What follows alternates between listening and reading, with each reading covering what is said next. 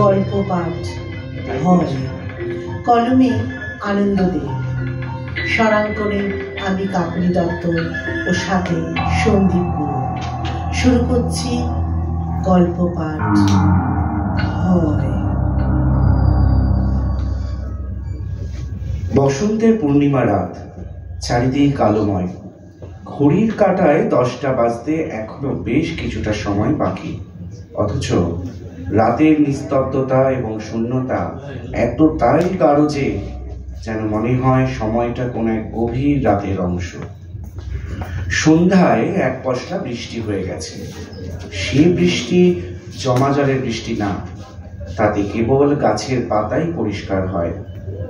বসন্তের কচি পাতার শেষ প্রান্তে জমে থাকা বৃষ্টির এক বিন্দু জল আর চাঁদের আলোর সঙ্গে কোনো এক বন্য ফুলের তীব্র সুগন্ধ প্রকৃতিকে যেন প্রতি মুহূর্তে এক মায়াময় রূপ প্রদান করে চলেছে।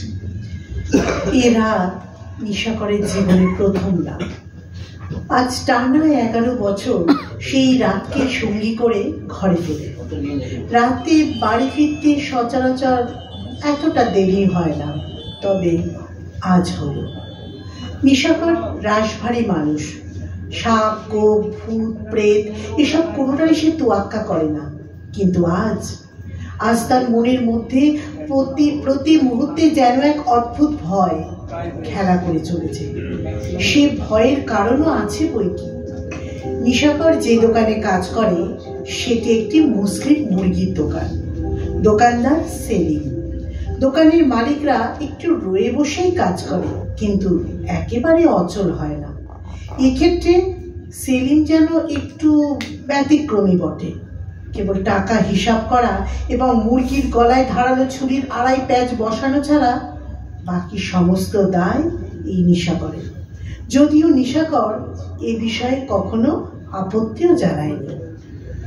সেলিমের এই ব্যবসা আজ 2 দশক পার করলেও এমন আশ্চর্য ঘটনা তার জীবনে এই প্রথম। সন্ধ্যায় মুরগির বিক্রি দেখে সেলিম আজ আরো 2টো মুরগি জবাই করে রেখেছিল, কিন্তু বিষয়টা নিশাকরের জানা ছিল না। সারা সন্ধ্যা কাটার পর অবশেষে রাত্রে যখন চৌবাচ্চা পরিষ্কার করতে যাবে, ঠিক তখনই নিশাকরের নজরে আসে মুরগি দুটি। নিশাকর একটু অসাবধানতায় তা তুলতে গেলে স্মৃতিস্বরূপ একটি ভয়ঙ্কর অভিজ্ঞতা লাভ করে। নিশাকরের হাতটা একটি মুরগির উপর পড়তেই মুরগিটি যেন জীবন্ত হয়ে ওঠে এবং একই সাথে তার হাতের উপর একটা জোরালো আঘাত করে।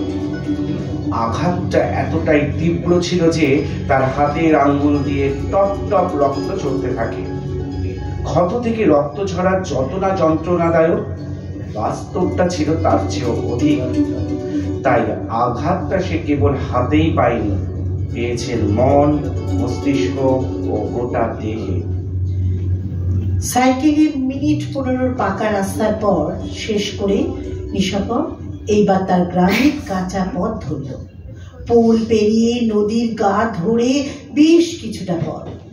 এই পথের দুধারে এত আম, কাঁঠাল, দেবদারুর মতন আরো নানান গাছের ভিড় যে পূর্ণিমা রাতের মিষ্টি চাঁদের আলো যেন ভৌতিক পরিবেশে রচনা করে বসে। কিছু দূর এগিয়ে নিশাকর হঠাৎ থমকে দাঁড়ায়। না, আজ তার মাথা সত্যি বোধহয় কাজ করছে না।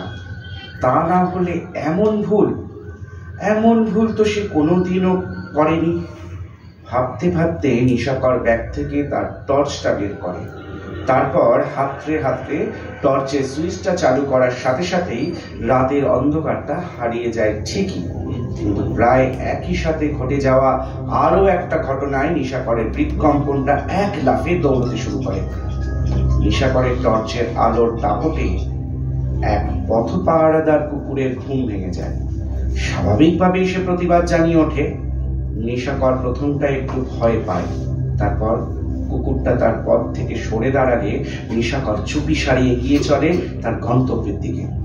নিশাকরের কেমন যেন একটা ভয় হচ্ছিল, তবুও কি মনে করে একবারের জন্য পিছন ফিরে তাকালো। দেখলো কুকুরটা পুনরায় তার জায়গা দখল করতে ব্যস্ত। দৃশ্যটা সৃষ্টি হয়েছিল টর্চের আলোর উৎপত্তির সাথে সাথে। কিন্তু সদ্য ঘটে যাওয়া ঘটনার কারণে এতক্ষণ তার নজরে পড়ছিল না। এইবার কিন্তু নিশাকর পরিষ্কার দেখতে পেল কেউ যেন তার টর্চের সামনের অংশটা হাত দিয়ে চেপে ধরে রেখেছে, যার কারণে পথের উপর এক অদ্ভুত আলোছার সৃষ্টি হয়েছে, যা এগিয়ে চলেছে তারই সাথে তারই গন্তব্যে। বেশিক্ষণ আলো জ্বালিয়ে রাখার সাহস হলো না নিশাকরের। অন্ধকারের মধ্যেই সে বাড়ির পথে এগিয়ে চলল।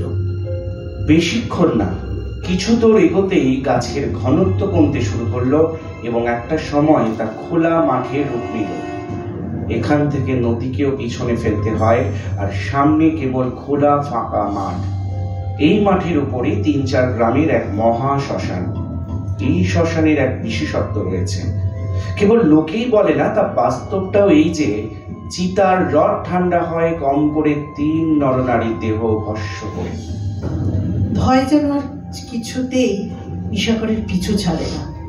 শ্মশানের সামনের পথ দিয়ে যাওয়ার সময় হঠাৎ নিশাকরের চোখে পড়ল রাস্তায় পড়ে থাকা খইয়ের ওপর, যেগুলি আচমকা একটা দমকা বাতাসে রাস্তার এপাশ থেকে ওপাশে ছুটে চলে গেল।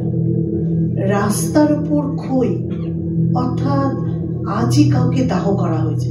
কিন্তু দোকানে যাওয়ার কালে সেরকম কিছু কথা না, সেরকম কোনো কথা তো তার কানে যায়নি।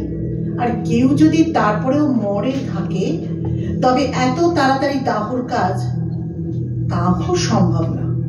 চিতার দিকে তাকাতে সাহস হলো না নিশাকরের।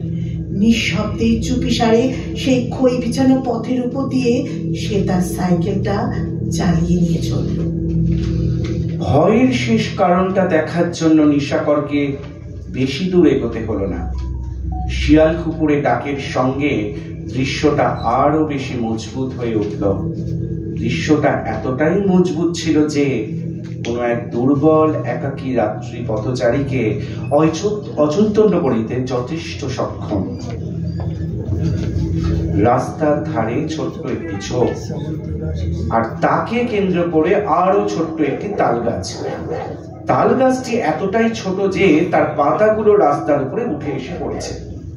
নিশাকর সেই পথ ধরে এগোতে গিয়ে হঠাৎ তার সাইকেলটা পথের উপর দাঁড় করালো।